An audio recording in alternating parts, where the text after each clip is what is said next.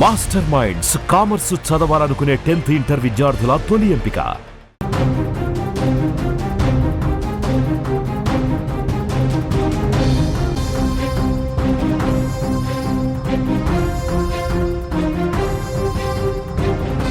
So breaking news చూస్తున్నాం. హైదరాబాద్లోని జీడీ మెట్రోలో జరిగినటువంటి ఈ దారుణం గురించి ప్రతి ఒక్కరు కూడా చెల్లించిపోతున్నారు. కుమార్తె తల్లిని చంపడం, అందులోనూ మైనర్ అయినటువంటి ఆ అమ్మాయి ప్రేమించినటువంటి అబ్బాయితో కలిసి, అతని స్నేహితుడితో కలిసి ముగ్గురు కలిసి తల్లిని చాలా దారుణంగా చంపడం అనేది ఇప్పుడు అందరూ కూడా మాట్లాడుకుంటున్నటువంటి విషయంగా ఇది మారిపోయింది. సో ఇప్పుడు దీని గురించి మాట్లాడదాం.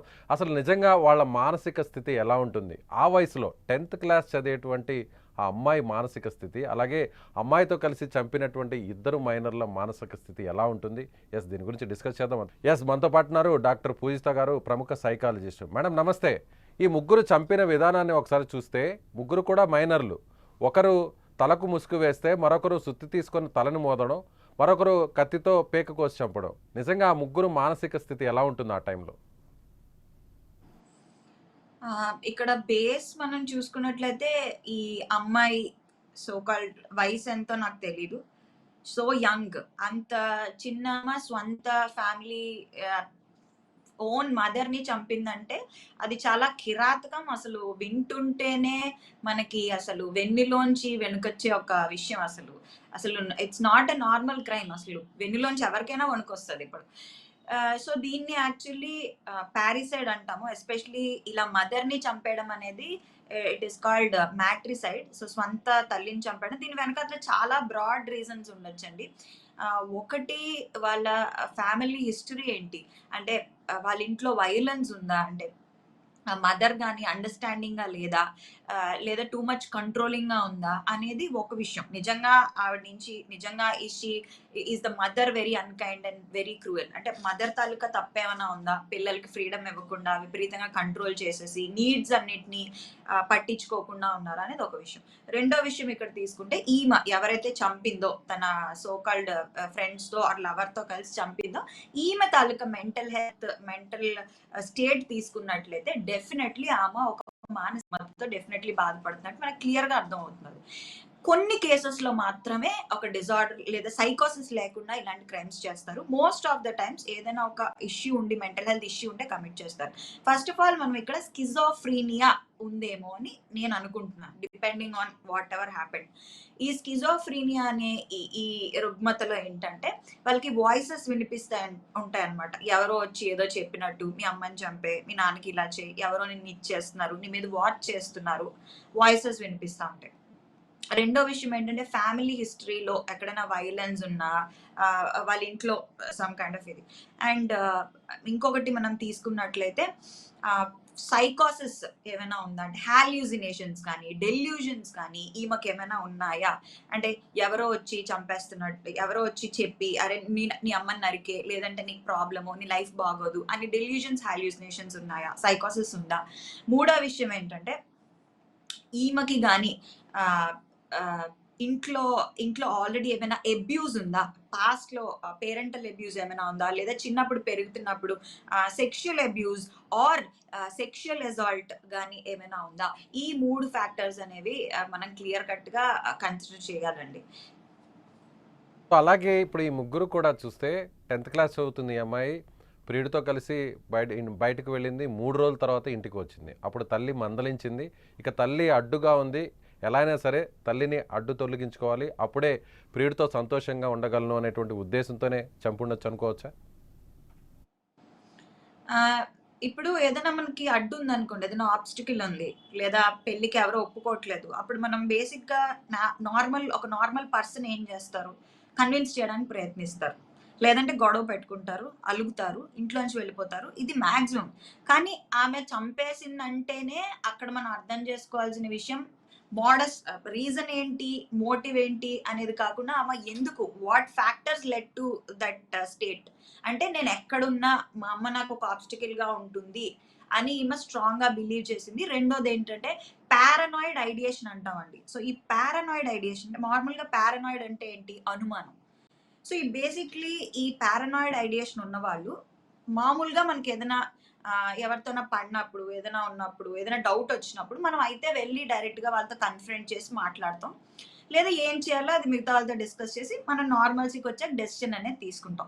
సో, ఈ పర్టిక్యులర్ ఇది ఉన్నవాళ్ళు, ఐడియేషన్ ఉన్నవాళ్ళు, వాళ్ళు ఏంటి, ఎలాగా అని ఆలోచించకుండా వాళ్ళకి కొన్ని అనుమానాలు ఉంటాయండి. అంటే మా అమ్మ నా లైఫ్‌ని చెడగొట్టేస్తది.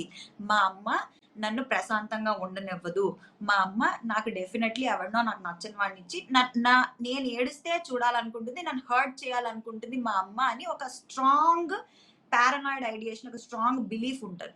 దానివల్ల కూడా వాళ్ళు ఇలాంటి క్రైమ్స్ అయితే కమిట్ చేయొచ్చు. ఏకావేశంలో చేసినటువంటి సంఘటన అయితే కాదు. ఇంపల్స్ కంట్రోల్ ఫ్యాక్టర్ అంటే అది కూడా అనుకోవచ్చు. కానీ ఈ సిట్యుయేషన్‌లో మనం డిస్కస్ చేసుకున్నట్లు ఈ మిగతావన్నీ చూసిన తర్వాత కాకపోయి ఉండొచ్చు అని కూడా మనం అనొచ్చు. ఇంకా మనకి డీటెయిల్స్ తెలిసాయి అనుకోండి. వాట్ హాస్ హ్యాపెండ్, వాళ్ళ ఫ్యామిలీ హిస్టరీ ఏంటి, వాళ్ళ అమ్మగారు అసల నేచర్ ఆఫ్ హర్ పేరెంట్ అనేది మనకి నైబర్స్ నుంచి గాని, చుట్టుపక్కల ఉంటారు కదా! వాళ్ళ నుంచి డేటా ఆవిడ ఎలాంటిది, మదర్ ఎలాంటిది, ఫ్యామిలీ ఎలాంటిది అని తీసుకుంటే మనం ఇంకా కరెక్ట్ సైకలాజికల్ అనాలిసిస్ అనేది ఇవ్వగలం. సో, ఇంపల్స్ కంట్రోల్ అనేది కూడా ఎమోషన్స్‌ని కంట్రోల్ చేసుకోకపోవడం, కోపాన్ని, కసిని కంట్రోల్ చేసుకోకపోవడం అనేది కూడా డెఫినెట్‌లీ కరెక్ట్. తల్లి అనేది ఎవరికైనా కానీ, అది పేదవాళ్ళైనా, డబ్బున్నవాడైనా, వాడు చేసుకునేటువంటి పని ఎవరైనా, చిన్నపిల్లలైనా, పెద్దవాళ్ళు ఎవరైనా సరే తల్లిని ఒక దైవంగా, కనిపించే దైవంగా భావిస్తారు. అలాంటి ఆలోచనతో ఉండేటువంటి ఆ అమ్మాయికి ఒక్కసారిగా తల్లిని చంపాలి అనేటువంటి ఆలోచన వచ్చిందంటే ఖచ్చితంగా మానసిక రుగ్మత, మానసిక జబ్బు, అలాగే ప్రియుడిని దూరం చేస్తుందేమో, ప్రియుడిని ఇంక పొందలేనేమో, అడ్డుగా ఉందేమో అనేటువంటి ఒక ఆలోచననే దేవతలా భావించే తల్లినే చంపాలనుకునే నిర్ణయానికి తీసుకొచ్చింది అనుకోవచ్చా? 100% అండి. 100%.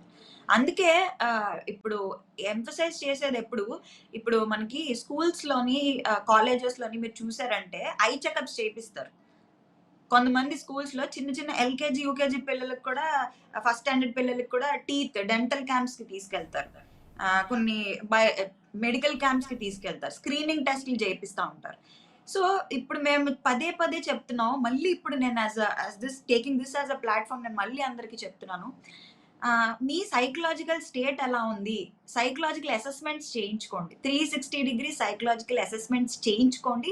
చేయించండి మీ పిల్లలకి. దానిలో బలవంతం లేదు. Simple paper, pen test. అది ఒక పేరెంట్ వాళ్ళ కోసం ఫిల్ చేయొచ్చు. లేదా వాళ్ళ ఎస్ ఆన్సర్స్ పూజిత ఇచ్చి గారు, పేరెంట్ అది ఎలాగో ప్రాథమికంగా ఇప్పుడు ఈ వీడియోని చూస్తున్నటువంటి తల్లిదండ్రులు ఎవరైనా సరే పిల్లల మానసిక స్థితి కరెక్ట్గా ఉందా లేదా అని ఒకసారి చెక్ చేసుకోవడం కోసం ప్రాథమికంగా ఎలాంటి పరీక్షలు చేయాలంటారు? అంటే ఇంట్లోనే తల్లిదండ్రులే వాళ్ళకి తెలియకుండా పిల్లల్ని ఎలాంటి మానసిక స్థితి ఉంది కనుక్కోవాలంటే ఏం చేయాలంటారు? ఇప్పుడు ఓవర్‌లీ సోషల్లీ విత్‌డ్రా అయిపోవడం, ఎవరితోని మాట్లాడకపోవడం, అస్సలు వాళ్ళ బేసిక్ నేచర్ అండి. ఇక్కడ nature of a child is very important. ఇప్పుడు ఒక రూల్ నేను ఇప్పుడు చెప్పేస్తాను. ఒక కండిషన్ నేను చెప్పేస్తాను. అది అందరి పిల్లలకి వర్తించదండి. ఇక్కడ మనం అది కొంచెం అర్థం చేసుకోగలగాలి. ఎందుకంటే every kid is different. Every child is different. Every teenager is different. వాళ్ళ పరిస్థితులు బట్టి, వాళ్ళ కల్చరల్ బ్యాక్‌గ్రౌండ్ బట్టి, ఆహ్, వాళ్ళ ప్లేస్, ఇప్పుడు హైదరాబాద్ నుంచి వచ్చిన అడాలసెంట్ ఆర్ టీనేజర్ ఒకలా ఉంటారు. ఇప్పుడు మీరు ఢిల్లీ నుంచి తీసుకున్న టీనేజర్ ఒకలా ఉంటారు. వాళ్ళ కల్చరల్ వాల్యూస్ వేరు. వాళ్ళ లైఫ్ స్టైల్ ఫ్యాక్టర్స్ వేరు. సో, ఇవన్నీ తీసుకుంటే మనకి one solution or one test అనేది అక్కడ చాలదు. ఒక ప్రొఫెషనల్ ఆస్పెక్ట్‌లో. కాకపోతే ఎలాగా దాన్ని నోటీస్ చేయొచ్చంటే డీవియేషన్ ఉందా లేదా అనేది. ఆహ్, ఎనీథింగ్ ఓవర్‌గా రూమ్‌లోనే ఉండిపోవడము విపరీతంగా. అది చాలా మంది చేస్తున్నారు ఇప్పుడు. బట్ అస్సలు బయటికి రాకుండా, అస్సలు ఎవరితో మాట్లాడకుండా ఉండడము. రెండోది సడెన్‌గా ఏడవడము. ఎక్కువగా పడుకోవడము, లేదంటే తక్కువగా పడుకోవడము, ఓవర్‌గా తినడము, లేదా అండర్ ఈటింగ్, తక్కువగా తినడము. సో, ఇవి mood swings, high mood swings. కాకపోతే ఇక్కడ మనం గుర్తుంచుకోవాల్సిన విషయం ఏంటంటే అడాలసెన్స్ అంటే 13-18 సంవత్సరాలు, 19 సంవత్సరాల మధ్యలో టీనేజ్ అనేది ఉంటుంది. సో, ఈ టీనేజ్‌లో అనేది స్టబర్నెస్ అంటే మొండితనం గాని, చిరాకు గాని, కోపం గాని, హార్మోన్స్ అంటే క్రష్‌లు ఉండడం గాని, ఇవన్నీ నేచురల్ పార్ట్ ఆఫ్ ట్రాన్సిషన్ అంటాం. అంటే ఒక చైల్డ్ నుంచి ఒక అడల్ట్ స్టేజ్‌లో అవన్నీ కామన్. సో ఆ కామన్ ఇవి కూడా ఉంటాయని గుర్తుంచుకుని అవి ఏమైనా అతిగా ఉన్నాయా లేదా అనేది దగ్గరున్న పేరెంట్స్కి అయితే అర్థమవుతుంది. ఇంకోటి ఫ్రెండ్స్ ఇన్ఫ్లుయెన్స్, ఎలాంటి ఫ్రెండ్స్ ఉన్నారు, వీళ్ళు ఏమైనా 18 ఇయర్స్ రాకుండా డ్రింకింగ్ కానీ స్మోకింగ్ కానీ డ్రగ్ అడిక్షన్ కానీ ఇలాంటివి ఏమైనా ఉన్నాయా. ఫ్రెండ్ సర్కిల్ అనేది చాలా ఇంపార్టెంట్. పేరెంట్స్ ఫ్రెండ్లీగా ఉంటే మీ పిల్లల ఫ్రెండ్స్ని ఇంటికి ఇన్వైట్ చేయండి, మీ ఇంటికి ఇన్వైట్ చేయండి, మీరే ఒక పార్టీ ఇవ్వండి మీ పిల్లల ఫ్రెండ్స్కి, నేనైతే సజెస్ట్ చేస్తాను.